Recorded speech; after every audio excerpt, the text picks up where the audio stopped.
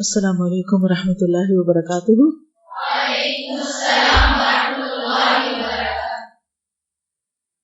نحمده ونصلي على رسوله الكريم اما بعد فاعوذ باللہ من الشیطان الرجیم. بسم اللہ الرحمن الرحیم. رب اشرح لي صدری ويسر لي امری واحلل عقدۃ من لسانی یفقهوا قولی. سیدہ حوا بنت یزید الانصاریہ رضی اللہ عنہا، ان کا نام حوا تھا. حوا کون تھی اصل میں؟ ہم سب کی ماں، تو ان کے نام پر ان کا نام تھا. والد کا نام یزید بن سکن اور والدہ کا نام اقرب بنت معاذ تھا. ان کے ماموں قبیلہ اوس کے سردار سیدنا سعد بن معاذ تھے، اقرب کے بھائی. البتہ ان کا خاوند قیس بن حتیم زمانے جاہلیت کے شاعروں میں سے تھا. وہ شاعر جن کے بارے میں قرآن مجید کہتا ہے سورۃ الشعراء، رہے شعراء تو ان کے پیچھے بہکے ہوئے لوگ چلا کرتے ہیں، کیا تم دیکھتے نہیں کہ وہ ہر وادی میں بھٹکتے پھرتے ہیں. شوہر شاعر ہیں، اور عام طور پر جو شاعر لوگ ہوتے ہیں وہ جو کہتے ہیں وہ کرتے نہیں. تو جو لوگ وہ کرے نہ جو وہ کہیں، ان کے ساتھ زندگی گزارنا بہت مشکل کام ہوتا ہے. ان کی اس شاعری کا اثر بیوی پر نہیں پڑتا. انڈیپینڈنٹ تھنکنگ کی مالک ہے، اس کے باوجود کہ وہ ان کی کمپنی میں ہیں، ان سے پہلے مسلمان ہو جاتی. ان کے اسلام کے بارے میں آتا ہے کہ ہجرت سے پہلے بیعت عقبہ اولی اور ثانیہ کے درمیانی حصے میں مسلمان ہوئی تھی. ابھی نبی صلی اللہ علیہ وسلم ہجرت کر کے مدینہ تشریف نہیں لائے تھے، اس لیے یہ انصار کی سابقون الاولون میں شامل تھی. ہم عام طور پر یہ بہانہ کرتے رہتے ہیں چونکہ ہمارے گھر کا ماحول اچھا نہیں، ہمارا ساتھی ایسا ہے، ہمارے بچے ایسے ہیں، خاندان ایسا ہے، ماں باپ ایسے ہیں، اس لیے ہم کچھ نہیں کر سکتے. ایک بہت بڑا ایکسکیوز دیتے ہیں. یہاں آپ دیکھ رہے ہیں کہ شوہر بالکل بھی دین کی طرف نہیں، لیکن یہ خود نبی صلی اللہ علیہ وسلم کے بارے میں جب جانتی ہیں تو مسلمان ہو جاتی ہیں. اور یہ انصار کے قبیلے بنو الاشہل میں سے تھی.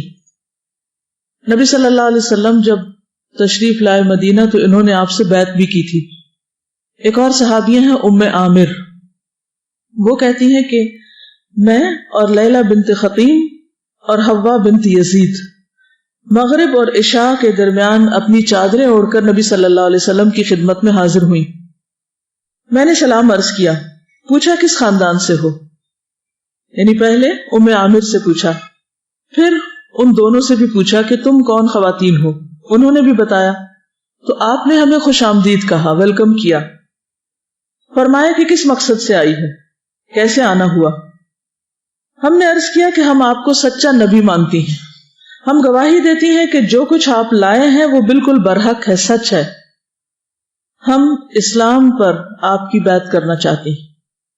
فرمایا میں اللہ کا شکر ادا کرتا ہوں جس نے تمہیں اسلام کی طرف رہنمائی کی، اور میں تمہاری بیعت قبول کرتا ہوں. تو اس طرح انہوں نے نبی صلی اللہ علیہ وسلم سے اسلام کی تعلیمات پر عمل کرنے کی بیعت بھی کر رکھی تھی. ان کے 2 بیٹے تھے جو ان کے شوہر قیس ہی سے تھے. ایک کا نام یزید تھا. انہوں نے جنگ احد میں شرکت کی.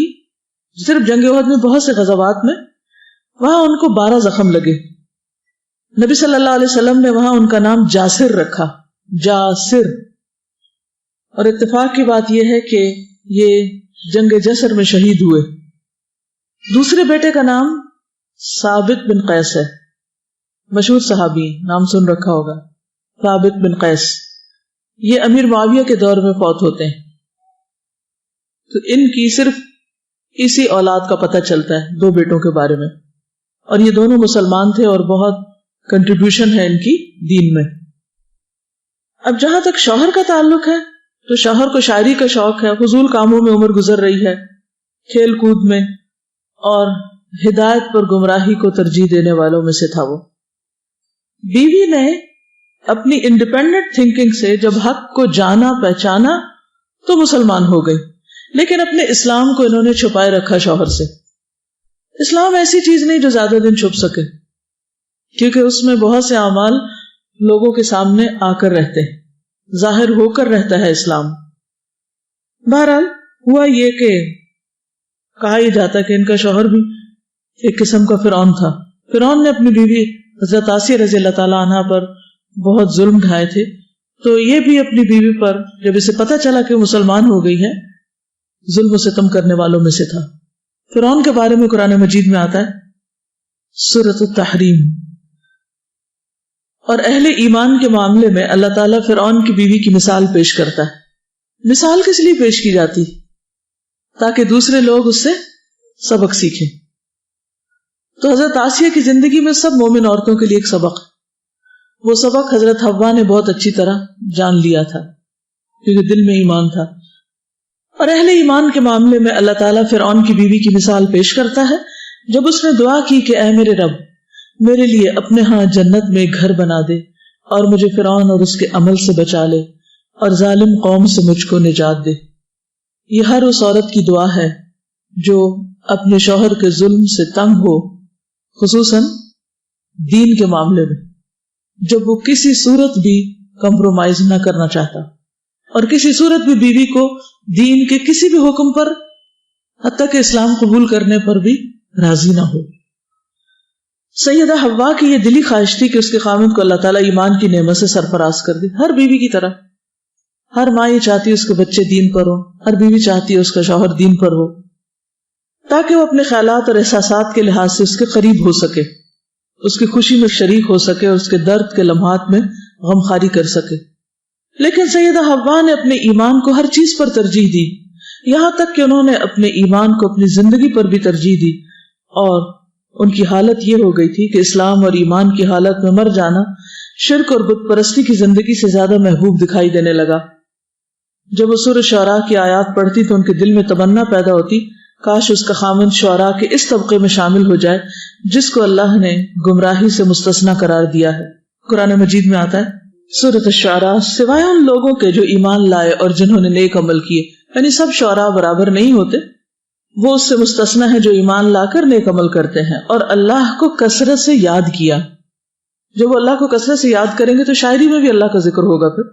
اور جب ان پر ظلم کیا گیا تو صرف بدلہ لے لیا، زیادتی نہیں کی یعنی، اور ظلم کرنے والوں کو عنقریب معلوم ہو جائے گا کہ وہ کس انجام سے دوچار ہوتے ہیں، یعنی باقی شعراء۔ قرآن کریم نے شعراء کو دو طبقوں میں تقسیم کیا ہے، ایک طبقہ تو اللہ اور رسول کے ہاں ناپسندیدہ ہے۔ شعراء کا یہ طبقہ ان گمراہ لوگوں پر مشتمل ہے جو حرام کا ارتکاب کرنے میں کوئی خوف محسوس نہیں کرتے، نہ ہی تباہ کرنے والے اعمال سے باز آتے ہیں، وہ منکرات کی طرف سرپٹ دوڑتے ہیں، اچھے کاموں سے کنارہ کشی کرتے ہیں۔ شعراء کا دوسرا طبقہ قابل ستائش ہے، اللہ اور رسول مقبول صلی اللہ علیہ وسلم اس قسم کے شعراء کو پسند کرتے ہیں۔ اللہ سبحانہ وتعالی ان شعراء کی تعریف کرتے ہوئے فرماتے ہیں کہ وہ مومن ہیں جنہوں نے اللہ تعالیٰ کو اپنا رب مانا، محمد صلی اللہ علیہ وسلم کو اپنا نبی تسلیم کیا، قرآن کو اپنا امام بنایا اور اسلام کے احکامات پر عمل پیرا ہوئے، جن کاموں سے اسلام نے روکا باز رہے اور وہ نیک عمل کرتے ہیں اور برے کاموں سے پہلو تہی اختیار کرتے ہیں اور تمام معاملات میں اللہ تعالیٰ کو یاد رکھتے ہیں۔ وہ شعراء ان لوگوں کے ظلم و ستم پر خاموش نہیں رہتے جو اللہ اور رسول پر کیے جاتے ہیں اور اہل ایمان پر کیے جاتے ہیں، وہ اپنے اشعار کو خدمت اسلام کے لیے وقف کرتے ہیں۔ حضرت حوا کبھی کبھی اپنے دل سے سوال کرتی کہ میرا خاوند نبی صلی اللہ علیہ وسلم کے پسندیدہ شاعروں حسان بن ثابت، عبداللہ بن رواحہ کا اسلوب کیوں نہیں اختیار کر لیتا، کیونکہ وہ دونوں اسلام کا دفاع کرنے والے تھے اور نبی صلی اللہ علیہ وسلم کے بہت قریب تھے۔ حضرت حسان کے لیے تو آپ صلی اللہ علیہ وسلم مسجد نبوی کے اندر ڈائس رکھواتے تھے جس پر وہ اپنے اشعار سب کے سامنے سنایا کرتے تھے۔ تو بہرحال ان کے دل میں یہ غم تھا کہ ان کا شوہر قیس جو ہے وہ بےہودہ قسم کی شاعری کرتا ہے اور دین کا مخالف ہے، لیکن حضرت حوا حضرت آسیہ کے نقش قدم پر چلی اور ایک دن ان کا اسلام ظاہر ہوا۔ اب ہوا یہ کہ ان کے شوہر نے ایک دن ان کو نماز پڑھتے دیکھ لیا اور ساتھ ہی یہ بھی دیکھا کہ ان کی بیوی چمڑے اور کھجور کی چھال پہ لکھا ہوا کوئی کلام بھی پڑھ رہی جو اس نے پہلے کبھی نہیں سنا۔ تو وہ کلام اس کو بڑا ہی عجیب و غریب محسوس ہوا کیونکہ وہ خود شاعر تھا، وہ پہچانتا تھا کہ اچھا کلام کیا ہوتا ہے۔ بہرحال وہ اپنی بیوی سے سخت ناراض ہوا اور کہنے لگا کہ تم نے میری اجازت کے بغیر اسلام قبول کیوں کیا؟ بالکل ایسے ہی جیسے فرعون نے جادوگروں کے ایمان لانے پر کہا تھا کہ اس سے پہلے کہ میں تمہیں اجازت دوں تم کیوں مسلمان ہو گئے، یہ تمہاری کوئی سازش ہے، جیسے قرآن مجید میں آتا ہے سورۃ طٰہٰ۔ فرعون نے کہا کہ تم اس پر ایمان لے آئے قبل اس کے کہ میں تمہیں اس کی اجازت دیتا۔ معلوم ہو گیا کہ یہ تمہارا گرو ہے، تمہارا ہی بڑا ہے، جس نے تمہیں جادوگری سکھائی تھی۔ اچھا، اب میں تمہارے ہاتھ پاؤں مخالف سمتوں سے کٹواتا ہوں اور کھجور کے تنوں پر تم کو سولی دیتا ہوں، پھر تمہیں پتہ چل جائے گا کہ ہم دونوں میں کس کا عذاب سخت اور دیر پا ہے۔ اب دیکھیے کہ جب اس نے اس بات کو دیکھا کہ بیوی مسلمان ہو گئی ہے تو اس کے اندر ایک غیظ و غضب کی کیفیت بھڑک اٹھی، اور اس نے انتظار بھی نہیں کیا کہ بیوی نماز پوری کرے اور پھر اس سے پوچھے کہ تم نے یہ اسلام کیوں قبول کیا۔ تو اس نے جب دیکھا کہ بیوی سجدہ کر رہی ہے تو اس نے اسی حالت میں اس کے پاؤں کو پکڑ کے اوپر اٹھا دیا اور پھر زمین پہ پٹک دیا۔ یعنی آپ دیکھیں نا، سجدہ جب انسان کر رہا ہوتا تو پاؤں پیچھے ہوتا ہے نا، تو اس نے کیا کیا، آگے بڑھ کے پاؤں اٹھا لیے۔ اب سجدے کی حالت میں اگر کسی کے پاؤں اٹھائے جائیں تو اس کا سر کہاں لگے گا، منہ کہاں لگے گا، اور پھر پاؤں کو چھوڑ دیا اوپر سے۔ اس طرح اس نے ان کو اذیت دی اور خود ہنسنے لگا۔ پھر کیا ہونا تھا؟ بیوی عام طور پر ایسے حالت میں کیا کرتی؟ رونے کے سوا کیا کر سکتی؟ کچھ بھی نہیں، لیکن انہوں نے اللہ سے مدد طلب کی۔ عام طور پر خواتین صرف روتی، اللہ سے مدد نہیں طلب کرتی۔ ایک صاحب ایمان خاتون کسی بھی قسم کی جب اس کو پریشانی آتی ہے تو وہ فوراً اللہ کو یاد کرتی، اللہ سے مدد مانگتی، جیسے حضرت آسیہ نے کیا۔ جب فرعون اس کو ستاتا تھا تو انہوں نے کیا کیا؟ اللہ سے دعا کی۔ کیا دعا کی؟ کہ اللہ میرے لیے اپنے پاس جنت میں گھر بنا دے، اپنی آخرت کی بہتری کی دعائیں کرنے لگے۔ اب سیدہ حوا پر خامند کا ظلم و ستم مسلسل ہونے لگا۔ اس نے پوری ڈٹائی کے ساتھ اپنی بیوی کو ظلم کا نشانہ بنایا، انتہائی برا سلوک کرتا اور ان کو خوفزدہ کرتا۔ یہ سختی کب تک جاری رہ سکتی تھی؟ سب کو پتہ چل گیا کہ حوا کا خاوند ان کے ساتھ بہت سختی کر رہا ہے، یعنی خواتین میں بات مشہور ہو گئی، پورے مدینہ میں بات مشہور ہو گئی، اور مدینہ سے نکل کر مکہ تک پہنچ گئی۔ نبی صلی اللہ علیہ وسلم تک بات جا پہنچی کہ ان صحابیہ کا خاوند ان پر ظلم ڈھا رہا ہے۔ انصار مدینہ کی خبریں مکہ معظمہ میں نبی صلی اللہ علیہ وسلم تک مسلسل پہنچ رہی تھی۔ انصار کے کچھ افراد رسول اللہ صلی اللہ علیہ وسلم کی زیارت کے لیے مکہ گئے تو انہوں نے آپ سے حضرت حوا کی اس آزمائش کا تذکرہ کیا جو انہیں اپنے خامند کی طرف سے پیش آ رہی تھی، اور اس اذیت سے آپ کو آگاہ کیا جو وہ برداشت کر رہی تھی۔ یہاں تک جو بھی ہم نے دیکھا ہے، اس سے ذہن میں کچھ سوال اٹھتے ہیں۔ پہلا سوال یہ ہے کہ کیا ایک عورت کو شوہر کی اجازت سے اسلام قبول کرنا چاہیے؟ شوہر کی اطاعت کا اللہ تعالیٰ نے حکم دیا ہے، فالصالحات قانتات، نیک بیویاں شوہر کی بات مانتی ہیں، فرما بردار ہوتی ہیں، لیکن وہ فرما برداری کب ہوتی، کب کرنی چاہیے؟ جو احکامات اللہ کے حکم کے مطابق ہوں یا اس سے ٹکراتے نہ ہوں، ٹھیک ہے۔ دوسری بات یہ کہ اگر کسی عورت کو یہ خطرہ ہو کہ شوہر نماز پڑھنے پہ مارے گا یا ہنسے گا یا مذاق اڑائے گا یا تانے دے گا یا پورے خاندان میں یا سب لوگوں کے بیچ میں ذلیل کرے گا، تو کیا عورت کو نماز چھوڑ دینی چاہیے؟ اسی طرح دیگر احکامات ہیں، دیگر فرائض ہیں۔ ان فرائض کی ادائیگی میں اگر کوئی مشکل پیش آ رہی ہو گھر والوں کی طرف سے یا معاشرے کی طرف سے، تو ہمارا طرز عمل کیا ہونا چاہیے؟ اللہ تعالیٰ کی طرف رجوع کریں اور اس سے گر گڑا کے دعا مانگیں کہ وہ اس میں آسانی پیدا کر دے، ٹھیک ہے۔ اور صبر سے کام لینا چاہیے، ٹھیک ہے۔ حکمت سے معاملہ کرے، جیسے پہلے انہوں نے اپنے اسلام کو چھپایا ہوا تھا، لیکن ظاہر ہے کہ نماز کتنے دن چھپ کے کوئی پڑھ سکتا ہے؟ نمازی تو ایسی چیز ہے جو کسی کا مسلمان ہونا ظاہر کر دیتی ہے۔ اور اتنی تکلیف کے باوجود بھی بد دعائیں نہیں کرتی، ان کی ہدایت کی ہی دعا کر رہی، جی ہاں، وفاداری ہے۔ اتنی تکلیفوں کے باوجود وہ بد دعائیں نہیں کرتی، بد اخلاقی نہیں کرتی، بد اخلاقی اور بدتمیزی نہیں۔ اور مجھے نا کسی کا واقعہ یاد آ رہا ہے, انہوں نے شیئر کیا تھا ایک ساتھی نے کہ جب انہوں نے پردہ شروع کیا تو ان کے شوہر نے بہت مخالفت کی.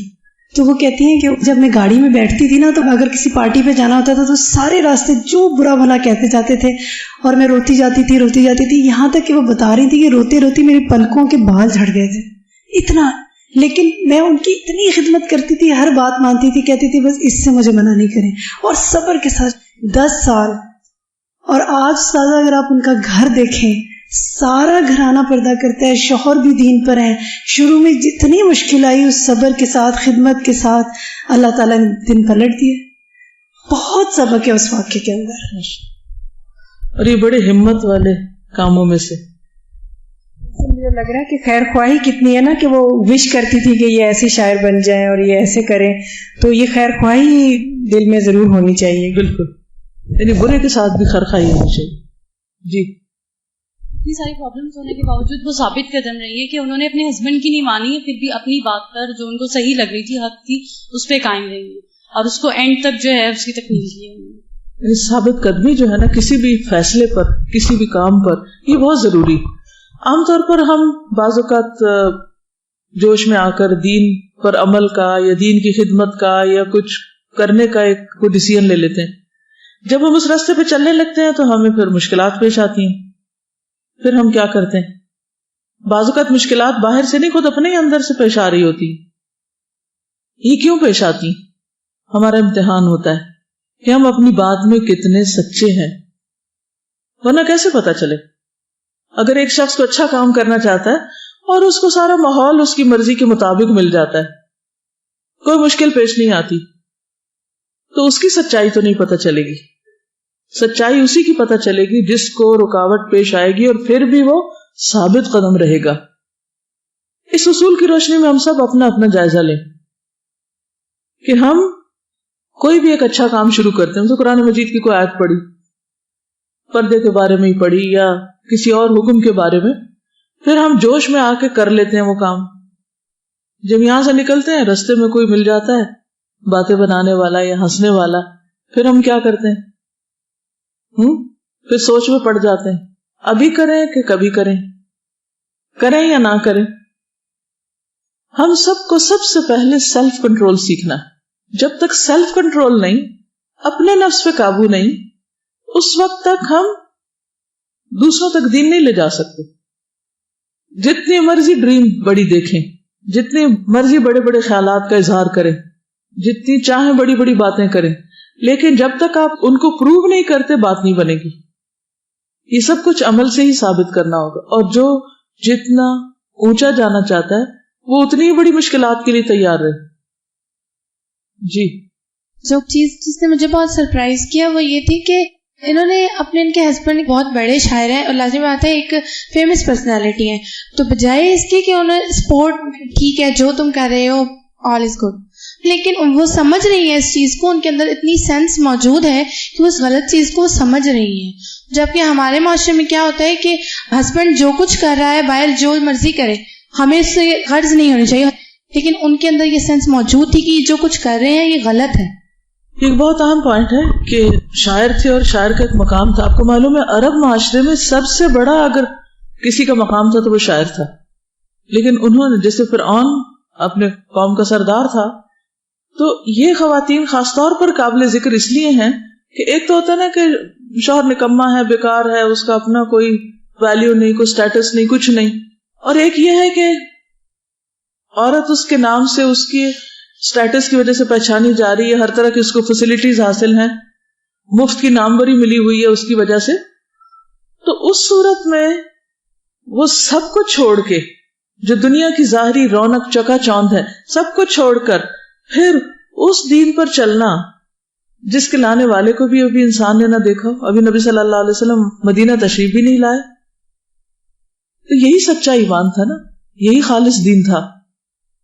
جی بولیے. استاذہ, ہمارے بیچ میں ایک لڑکی ہے, وہ شیعہ فیملی سے بلونگ کرتی ہے نا, تو اس نے مجھے بتایا کہ اس کے گھر والے ایون کہ اس کی مدر بھی اس کے اتنا زیادہ خلاف ہیں، لیکن پھر بھی وہ آ رہی ہے، الحمدللہ فرسٹ ڈے سے آ رہی ہے اور ابھی تک وہ آ رہی ہے، اور اتنی اس میں استقامت ہے ماشاءاللہ سے کہ کہتی ہے ایون کہ اس کی سسٹر کے ان لاز بھی اس کے بہت زیادہ خلاف ہے اور اسے منع کرتا ہے کہ تم یہاں پہ مت جاؤ، لیکن پھر بھی وہ الحمدللہ ابھی تک آ رہی ہے. الحمدللہ. ظاہر ہے کہ دل میں اگر قرآن سیکھنے کا شوق ہے تو انسان کے اندر ایک چیز اگر پکی ہے تو پھر کسی کی مخالفت اس کے مقابلے میں چھوٹی ہو جاتی. ٹھیک ہے نا جی. ہم نے پڑھا تھا کہ جو اللہ تعالیٰ کی خاطر محبت کی جاتی ہے اس میں یہ اسٹیپس ہوتے ہیں کہ وہ بے لوث اور بے غرض ہوتی ہے اور اس میں صرف خیر خواہی دیکھی جاتی ہے دوسرے کی، اور اس میں بھی انہوں نے اپنا تو اسلام قبول کر لیا لیکن وہ اپنے ہسبینڈ کے لیے اتنی خیر خواہی چاہتی ہیں کہ وہ بھی اسلام قبول کر لیں اور ان میں جو وہ کوالٹی ہے وہ اسلام کے لیے یوز کریں. وہ ٹھیک ہے لیکن یہاں اللہ کی خاطر ان کو شوہر سے محبت نہیں ہے، وہ ویسی انسانیت کی ہمدردی میں کر رہی ہیں کہ جو اللہ کی خاطر محبت ہوتی ہے صرف ان لوگوں سے ہوتی ہے جو خود اللہ سے محبت کرتے ہیں. یہ کانسیپٹ کلیئر کر لیجیے اپنا. ٹھیک ہے، جو محبت اللہ کے لیے ہوتی ہے وہ ان سے ہوتی ہے جو خود بھی اللہ سے محبت کر رہے ہوتے ہیں. ایک شخص جو ایمان ہی نہیں لایا، جو دین پر نہیں، ان سے اگر آپ کو محبت ہے تو صرف انسانیت کے درجے میں یا کسی رشتہ داری یا خون کی کشش کی وجہ سے، لیکن وہ اللہ کی خاطر محبت نہیں کہلاتی. رائٹ. چلیے آگے دیکھتے ہیں، پیج 138 سے دیکھیے. ایک دفعہ حج کے موسم میں قیس بن خطیم اہل مدینہ کے وفد کے ساتھ مکہ معظمہ کی طرف روانہ ہوا. حج کے موسم میں آپ کو معلوم ہے نا کہ مشرکین بھی حج کیا کرتے تھے، تو یہ بھی حج پہ گیا. وہ اس سفر میں سرداران قریش کے ساتھ اس دور کے علاقائی رسم و رواج کے مطابق وہاں اقامت کا خواہش مند تھا. رسول اللہ صلی اللہ علیہ وسلم مختلف جہتوں سے یعنی مختلف اطراف سے جو قبائل موسم حج کے موقع پر مکہ آتے ان کے ساتھ ملاقات کر کے انہیں اسلام کی دعوت دیتے تھے. یہ دعویٰ کا ایک بہت اہم اصول کہ جہاں لوگ ہوں وہاں جایا جائے. یہ مت سوچے اس کہاوت پہ عمل کرتے ہو کہ پیاسا کنویں کے پاس آتا ہے اس لیے ہم تو بیٹھے ہیں اپنے گھر اور جس کو دین جاننا ہے وہ خود ہمیں اپروچ کرے. داعی جو ہوتا ہے، اللہ کی طرف بلانے والا جو ہوتا ہے، وہ پرو ایکٹیو ہوتا ہے، خود آگے بڑھ کر لوگوں کے پاس جاتا ہے اور ان کو بتاتا ہے. تو نبی صلی اللہ علیہ وسلم حج کے لیے آنے والے لوگوں سے خاص طور پر ملتے تھے باہر کے دعویٰ کے لیے. مکہ میں تو دعوت کا کام ہو ہی رہا تھا، لیکن دوسرے لوگوں کو جو دوسرے علاقوں سے آتے تھے ان کو حج کے موقع پر اسلام کے بارے میں بتاتے اور انہیں دین کی بنیادی تعلیمات سے آگاہ کرتے. جس وقت میں قیس بن خطیم شامل تھا وہ مکہ معظمہ کے مشہور اور معروف میلے ذو المجاز میں آیا ہوا تھا. رسول اللہ صلی اللہ علیہ وسلم اس وقت سے ملے. آپ نے قیس کے سامنے اسلامی تعلیمات کو پیش کیا. اس نے توجہ سے آپ کی باتیں سنی، کہا کہ آپ بہت اچھے دین کی دعوت دے رہے ہیں، آپ مجھے کچھ دیر مہلت دیں، ابھی مجھے کچھ ٹائم چاہیے. بہت سے لوگ جب کسی چیز کا انکار کرتے ہیں تو وہ کیا کرتے ہیں؟ ابھی کچھ ٹائم چاہیے، ٹائم بائی کرتے ہیں، گین کرتے ہیں. آپ مجھے کچھ دیر مہلت دیں تاکہ میں مدینہ منورہ واپس جا کر ٹھنڈے دل سے ان باتوں پہ غور کر سکوں جو آج آپ نے مجھے بتائی ہیں. آج کل تو قبیلہ اوس اور خزرج کے درمیان لڑائی ہو رہی ہے. رسول اللہ صلی اللہ علیہ وسلم کی دلی تمنا تھی کہ قیس اسلام قبول کر لے، اس لیے آپ اس کے ساتھ گفتگو کا سلسلہ دراز کر رہے تھے اور ان کو آمادہ کر رہے تھے، لیکن قیس اپنے موقع پہ ڈٹا ہوا تھا. رسول اللہ صلی اللہ علیہ وسلم نے اس موقع پر اس سے کہا، اے ابو یزید، مجھے یہ پتا چلا ہے کہ تم اپنی بیوی حوا کے ساتھ بدسلوکی سے پیش آ رہے. جب سے اس نے تیرے دین کو چھوڑ کر اسلام قبول کیا ہے تم اس کے ساتھ بہت برا سلوک کر رہے ہو. اللہ سے ڈرو اور مجھ سے وعدہ کرو کہ آئندہ تم اس کو کچھ نہیں کہو گے. تو انہوں نے وعدہ لیا. قیس بن خطیم نے صاحب گوئی کا مظاہرہ کرتے ہوئے کہا، میں آپ سے وعدہ کرتا ہوں کہ آج کے بعد میں اسے کچھ نہیں کہوں گا، اسی طرح ہوگا جیسے آپ پسند کرتے ہیں، میں اس کے ساتھ حسن سلوک سے پیش آؤں گا. جب قیس مدینہ پہنچا تو اسے اپنی بیوی سے کہا، حوا تم جانتی ہو کہ میری محمد صلی اللہ علیہ وسلم کے ساتھ ملاقات ہوئی تھی اور انہوں نے گفتگو کے دوران مجھے تلقین کی کہ میں تمہارے ساتھ حسن سلوک سے پیش آؤں، اور میں نے وعدہ کر لیا کہ آج کے بعد تمہیں کچھ نہیں کہوں گا اور میں اللہ کی قسم اپنے وعدے کو نبھاؤں گا.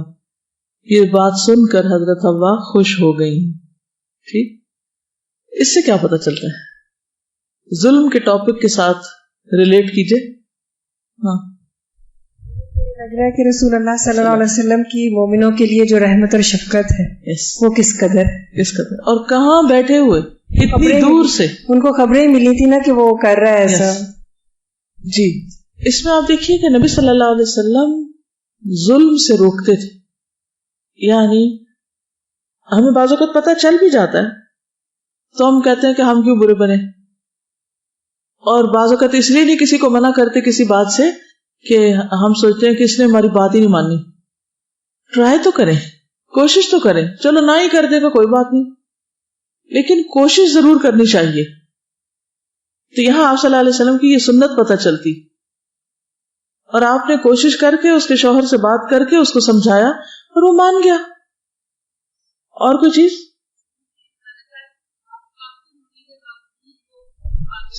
جی ہاں, یہاں عربوں کی ایک خاص خصوصیت پتہ چل رہی ہے کہ وہ وعدے کے بہت پکے تھے. اللہ تعالیٰ نے اس قوم کو اسی وجہ سے چنا تھا کہ یہ اپنی بات کے سچے, وعدے کے پکے ہوتے تھے. یہ خوشخبری سن کر حضرت حوا نے اپنے مسلمان ہونے کا عام اعلان کر دیا, اور جو راز تھا وہ ظاہر ہو گیا. اب انہیں اپنی خامند کی طرف سے کسی قسم کے جبر کا خطرہ نہ تھا. کچھ وقت گزرنے کے بعد رسول اللہ صلی اللہ علیہ وسلم نے مدینہ کے ایک رہائشی سے حضرت حوا کے بارے میں پوچھا تو آپ کو بتایا گیا کہ بالکل خیریت سے ہے. آپ کو پتہ چل گیا کہ قیس نے جو وعدہ کیا وہ بالکل سچ کر دکھایا. ایک اور جگہ پر آتا ہے کہ نبی صلی اللہ علیہ وسلم نے فرمایا کہ اس بڑی اور خوبصورت آنکھوں والے نے اپنا وعدہ سچا کیا. تو اس کے بعد حضرت حوا نے ایک پرسکون زندگی بسر کی. جب سیدہ حوا مسلمان ہوئی اور خبر عام ہوئی تو لوگوں نے اس کے خاوند کو ورغلانا شروع کر دیا. کہا, ابو یزید, تیری بیوی حوا تیرے دین کو چھوڑ کے محمد صلی اللہ علیہ وسلم کی پیروکار ہو چکی ہے. اس نے کہا, میں نے محمد صلی اللہ علیہ وسلم سے وعدہ کیا کہ اس کے ساتھ کوئی بدسلوکی نہیں کروں گا, اور میں یہ وعدہ نبھاؤں گا اور اس کی خلاف ورزی نہ کروں گا. تو اس طرح حضرت حوا کے لیے دین پر عمل کرنے کا ایک موقع ہاتھ آیا, لیکن قیس مسلمان نہ ہوا. اس نے کہا, مجھے ابھی کچھ اور غور و فکر کرنا ہے. اسی غور و فکر کے دوران اسے مدینہ منورہ میں شرک کی حالت میں قتل کر دیا گیا. اس سے کیا پتہ چلتا ہے؟ نیکی کے کام میں دیر نہیں کرنی چاہیے. اس کے علاوہ اس پورے اس میں کیا پتہ چلتا ہے؟ ایک اور معاشرتی خرابی کا ذکر یہاں مل رہا ہے. وہ کیا ہے؟ جی ہاں, بعض اوقات لوگ کسی کو جینے نہیں دیتے اور اس کے بارے میں دوسروں کے کان بھرتے رہتے ہیں. یہ بہت بڑا ظلم ہے کہ کسی شوہر کے کان اس کی بیوی کے خلاف بھرے جائیں, چاہے وہ کوئی بھی ہو, چاہے کوئی دنیاوی معاملہ ہو یا دینی معاملہ. ایک بہت بڑا عذاب ہوتا ہے. اس کا نقصان کیا ہوتا ہے؟ عام طور پر جو کمی کوتاہی غلطی شوہر کو نظر نہیں آ رہی ہوتی وہ بلا وجہ وہ اپنی بیوی میں پھر ڈھونڈنے لگتا ہے اور پھر اس کو نظر آنے لگ جاتی ہے. اس کا نقصان کیا ہوتا ہے؟ شوہر کا دل بیوی کی طرف سے برا ہو جاتا ہے. جب بیوی شوہر میں بے وفائی دیکھتی ہے تو وہ بھی جواباً بے رخی کرنے لگتی, اور یوں تعلقات میں کھچاؤ آ جاتا ہے. اس کا اثر بچوں پہ بھی پڑتا ہے, اس کا اثر دور دور تک جاتا ہے. عام طور پر یہ کام کون کرتا ہے؟ عام طور پر یہ کام کون کرتا ہے کہ بیوی کے خلاف شوہر کو بہکانے کا؟ شیطان کرتا ہے, ابلیس کا کام ہے. لیکن ابلیس خود تو سامنے نہیں آتا, وہ کچھ لوگوں سے کرواتا ہے. ساس خود ماں کرتی ہے بعض اوقات, ماں اور بہنیں, اور کتنی بڑی نادانی ہے کہ وہ اپنی طرف سے بھائی کی یا بیٹے کی بڑی ہمدردی کر رہی ہوتی, لیکن انجانے میں اسی کا گھر تباہ کر رہی ہوتی. یہ بھول جاتی ہے کہ اگر بیٹا بیوی سے متنفر ہو گیا تو تکلیف کس کو ہوگی؟ بیٹے کو بھی ہوگی, اور اگر بیٹے نے گھر میں فساد کھڑا کر دیا تو ماں کو بھی تکلیف ہوگی. اچھا, بعض مائیں بھی یہ ناسمجھی کرتی ہیں بچوں کے معاملے میں بھی. مثلا باپ گھر نہیں ہے, بچے اگر شرارت کرے سارا دن دھمکی دیتی ہیں باپ کو بتائیں گے, خود نہیں سمجھاتی, خود کوئی کوشش نہیں کرتی. جب باپ آتا ہے خوب شکایتیں کرتی ہیں. اب باپ ایک دم غصے میں آتا ہے, وہ اٹھ کے کیا کرتا ہے؟ بیٹے کی پٹائی کر دیتا ہے. پھر کون بیٹھ کے روتا ہے؟ تو شروع کس نے کیا تھا؟ تو ہم نادانی میں, بے وقوفی میں بہت سی ایسی غلطیاں کرتے ہیں کہ جس کا نتیجہ خود ہی پھر بھگتنا پڑتا ہے. ہم اپنی طرف سے دوسرے کی ہمدردی کر رہے ہوتے ہیں, کرنا کیا چاہیے پھر؟ اگر یہ طریقہ غلط ہے تو صحیح طریقہ کیا ہے؟ ایسے موقع پر کیا کرنا چاہیے؟ بس بھائی کو شکایتیں لگانی چاہیے بھابھی کی؟ ہاں،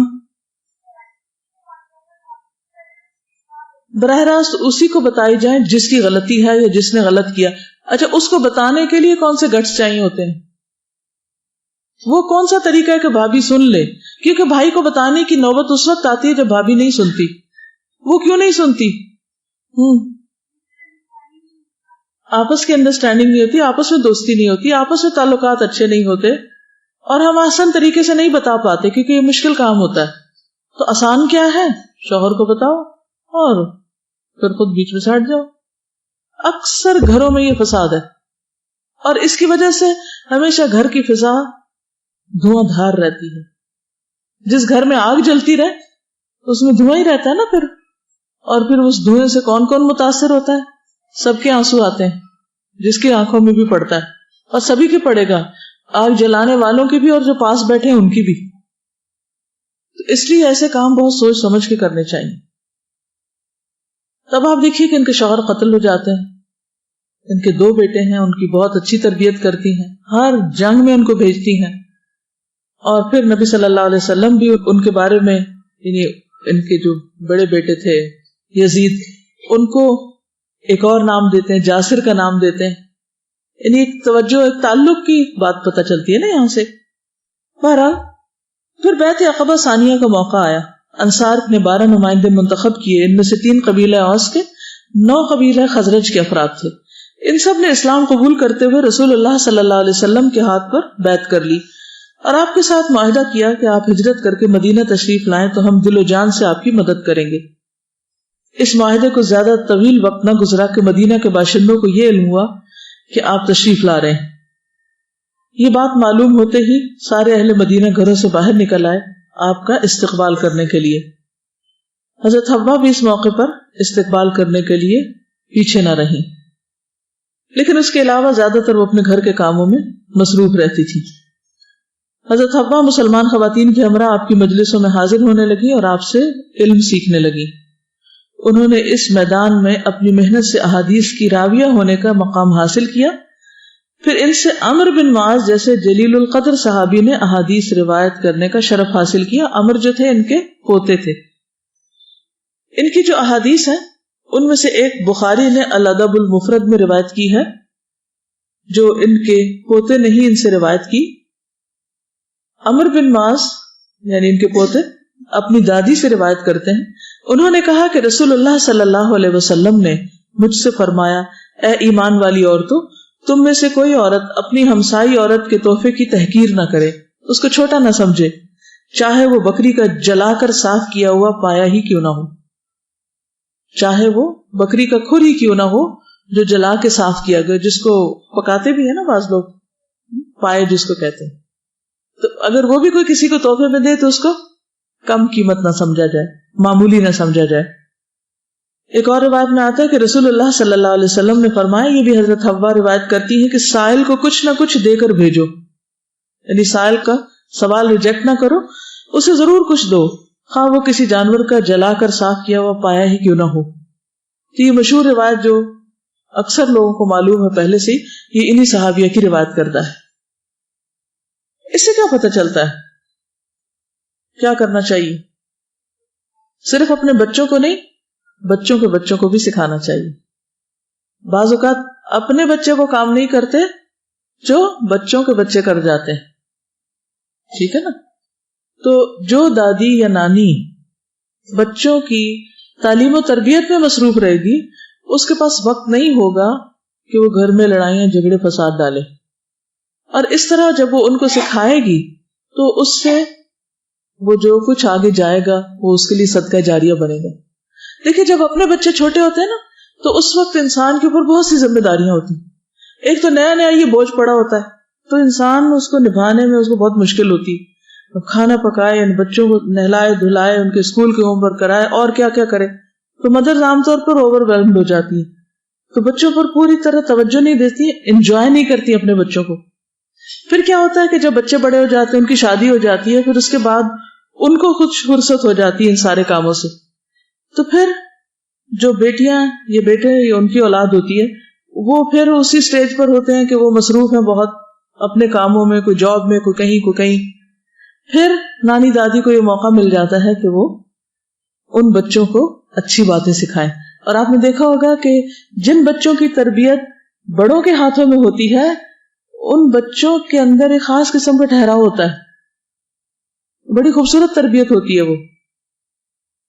اور عموماً آپ نے دیکھا ہوگا کہ بڑے بھی بچوں کو زیادہ انجوائے کرتے ہیں. ماں باپ تو کہتے ہیں جاؤ یہاں سے ہمیں چین سے بیٹھنے دو, لیکن بڑے بزرگ جو ہوتے ہیں وہ عام طور پر بعض اوقات تنہائی محسوس کرتے ہیں تو بچوں کو انجوائے بھی کرتے ہیں اور زیادہ پیار سے سکھاتے بھی, اور وہ بھی ان سے زیادہ مزے کی باتیں کرتے ہیں. ایسی صورت میں انسان کو زندگی کے ہر موڑ پر ہر رول میں بہتر سے بہتر کام کرنے کی طرف توجہ دینی چاہیے اور فتنے فساد اور جھگڑے ڈالنے والی باتوں سے بچنا چاہیے. چھوٹی چھوٹی باتیں, بالکل ضروری نہیں کہ نانی دادی جو وہ کتابیں پڑھ کے ہی سنائیں, وہ چھوٹے چھوٹے ادب آداب ایٹیکیٹس اور جو اپنے طرز عمل سے اپنے رویے سے جو کچھ سکھاتے ہیں وہ کہیں زیادہ بہتر ہوتا ہے بڑے بڑے لیکچر سے. اور کوئی سلسلے میں کچھ کہنا چاہے؟ میں چھوٹی سی تھی تو نانو چھوٹی چھوٹی باتیں جیسے بیٹا اپنے دوپٹہ کرنے کے, مطلب مجھے دوپٹہ کرنا نہیں شروع سے اچھا لگتا تھا کہ میں دوپٹہ بڑا سا اوڑھوں نا. کھانے کے معاملے میں اسی طریقے سے میں لیفٹ ہینڈیڈ تھی تو میں کئی دفعہ اپنے دوسرے ہاتھ سے بائیں ہاتھ سے کھانا شروع کر دیتی تھی. تو چھوٹی چھوٹی ماما نہیں خیال کیا کرتی تھی اور نانو بہت خیال کیا کرتی تھی. اس طریقے سے کزنز وغیرہ آتے تھے تو نہیں ان کے سامنے نہیں جانا, تو چھوٹی چھوٹی باتوں پہ آبجیکشن. اس وقت مجھے کئی دفعہ غصہ بھی آتا تھا, میں سوچا کرتی تھی, لیکن اب جب میں اسٹیج پہ پہنچی ہوں تو میں سوچتی ہوں کہ نہیں, ان کی باتوں میں بہت بڑی نعمت. اب دیکھیں کہ جب لڑائیاں فساد ہوتے ہیں نا تو دونوں فریق متاثر ہوتے ہیں. جو بچے ہوتے ہیں وہ بڑوں کی شفقت سے محروم ہو جاتے ہیں, ان کی تربیت سے محروم ہو جاتے ہیں, اور جو بڑے ہیں وہ بچوں کی کمپنی سے محروم ہو جاتے ہیں. تو اس لیے باہمی تعلقات کا اچھا ہونا دونوں فریقوں کے حق میں اچھا ہوتا ہے. بعض خواتین بچوں کو نانی دادی پھپھی ان سب سے کاٹ کے رکھ دیتی, کسی سے ملنے نہیں دیتی. بعض خاندانوں میں ہوتا ہے کہ وہ اگر ددیال والوں کی طرف بچے زیادہ مائل ہیں تو ننیال سے کاٹ دیتے ہیں, ننیال کی طرف مائل ہے ددیال سے کاٹ دیتے ہیں. تو اس میں سب کو وسعت قلب کی ضرورت ہے, اپنی خاطر, اپنی نسلوں کی خاطر. یہاں جو بات پتہ چل رہی ہے کہ رسول اللہ صلی اللہ علیہ وسلم نے ان کو خاص طور پر ان کا پتہ کروایا کہ ان کا کیا حال ہے ان کے بارے میں, تو فالو اپ کیا جو کچھ کہا تھا ان کے ہسبینڈ سے. بالکل, یعنی چھوٹی چھوٹی چیزوں کا بھی آپ کتنا دھیان رکھتے تھے. نیکسٹ. میں یہ بات شیئر کرنا چاہتی ہوں کہ آپ نے کہا کہ نانی دادی اگر اچھی تربیت کریں تو بچے ذرا سیکھتے ہیں. میرا بھتیجا ہے 1 سال کا تقریباً, جو امی نماز پڑھتی ہیں تو وہ دیکھتا رہتا ہے اور امی کے ساتھ سجدہ کرتا ہے. جب وہ تسبیح کرتی ہیں تو وہ ان کے ہاتھ تسبیح لے کر تسبیح کرتا رہتا ہے, اور اس سے یہ اس کی عادت بن گئی کوئی بھی جائے نماز پہ جائے تو پہلے جا کے بیٹھ جاتا ہے, اور جب بھی کھیل رہا ہو اگر اس کو کہیں نماز پڑھو تو فوراً کھلونے جو بھی چیزیں چھوڑ کے فوراً ادھر ہی سجدہ کر رہتا ہے, ادھر ہی جھک جاتا ہے. یہ سب کچھ صرف دیکھ کے سیکھا جا رہا ہے نا, عمل سے سیکھا جا رہا ہے. چلیے, حضرت حوا کے بارے میں یہ ہے کہ ان کی وفات یا ان کی باقی زندگی کے بارے میں کچھ تفصیلات نہیں ملتی. بہرحال ان کی زندگی کا جو اہم ترین حصہ ہے وہ یہی کہ انہوں نے اپنی سوچ, اپنے ارادے اور اپنے ضمیر کی آواز پہ لبیک کہتے ہوئے خوشی کے ساتھ اسلام قبول کیا, اس کے لیے تکالیف اٹھائیں, ثابت قدمی اختیار کی اور بیٹوں کو اچھی تربیت دی, اور نہ صرف یہ کہ بیٹوں کو بلکہ اگلی نسل تک بھی علم کو پہنچایا. آج کے لیے اتنا ہی کافی ہے. اوکے, سبحانک اللہم و بحمدک اشہد ان لا الہ الا انت استغفرک و اتوب الیک. السلام علیکم ورحمۃ اللہ وبرکاتہ.